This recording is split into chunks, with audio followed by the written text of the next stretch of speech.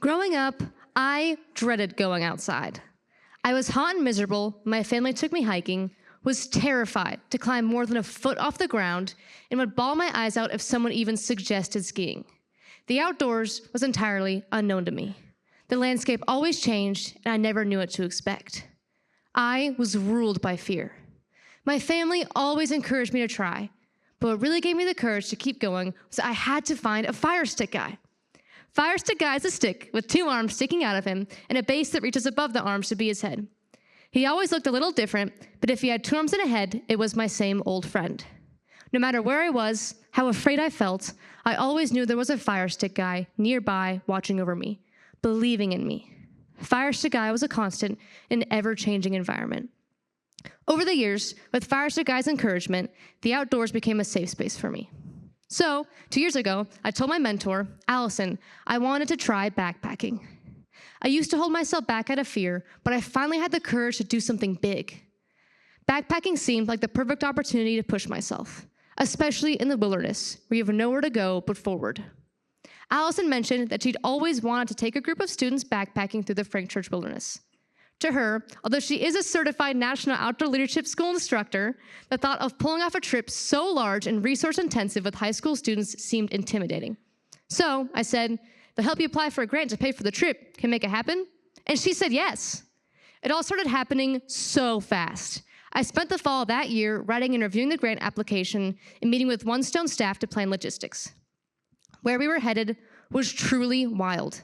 The only way to access the trailhead is by flying in a bush planes.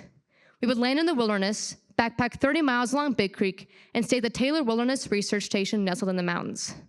At the end of the trip, we would fly back out on bush planes from the station's airstrip. The stakes were high. If the grant wasn't approved, the trip wouldn't happen. I began to feel like an imposter. I had a creeping sense that my past fears would come back to sabotage this trip's success. I was working with professionals, with leaders. I was worried that I wasn't cut out to be part of something so big. After an eternity, Allison came up to me saying, "The grant was approved." I couldn't believe it. Maybe I was capable of being a leader. And then, to my surprise, Allison asked me to co-lead this expedition with her. With no knowledge of how to backpack, I was stunned. It was a big enough challenge to this expedition at all. But leading others into the unknown with me, it felt way beyond my capabilities. But I wanted to try. So I told Allison I was ecstatic about leading this adventure with her. Right away, we began preparing lessons and a timeline for the students to be coaching together. Working with Allison, even with no idea on how to actually coach backpacking, empowered me. With 8 weeks before the trip, students from all different outdoor experience levels and ages came together. 50% of the group had no prior backpacking experience. Allison and I led discussions on things like risk management, wilderness philosophy, and leave no trace principles. Each student also led workshops on topics like leadership, cooking in the backcountry, and preparing physically. In One Stone fashion, this experience became entirely student-driven and collaborative. Before we knew it, our bags were packed and we stood before the expansive, unfamiliar wilderness. This trip had become more than I ever dreamed it would be. In moments of fear, I put one foot in front of the other. I challenged myself to explore new things.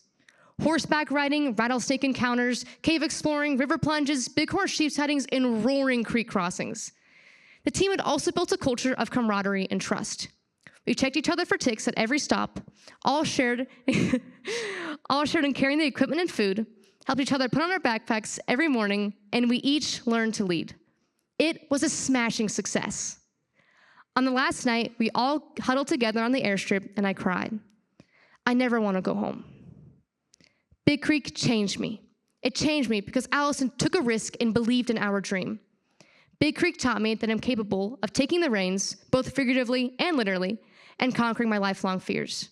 And I learned that I'm capable of leading others, that I can be someone else's fire stick guy.